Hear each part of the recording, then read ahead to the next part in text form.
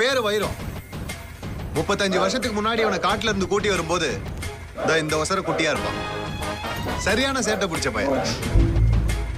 அதனால எப்பயும் கட்டியே வச்சிருப்பாங்க. இந்த மாதிரி ஒரு கைத்தை வச்சு அவனும் இதை அறுத்துட்டு போக எவ்வளவோ மல்லு கட்டி பார்ப்பான். நடக்காது. கொஞ்ச நாளைக்கு அப்புறம் அது கட்டுப்பட்டு அப்படியே அமைதியா இருக்க ஆரம்பிச்சிட்டான். இப்ப இவன் வளர்ந்துட்டான். இவனோட பலத்துக்கு முன்னாடி இந்த கயிறு தூசி மாதிரி. ரொம்ப சுலபமா அறுத்து போட்டுருவான். ஆனா செய்ய மாட்டான். மதம் பிடிக்காத வரைக்கும். ஒரு வகையில நாம எல்லாரும் இந்த யானை மாதிரி தான்.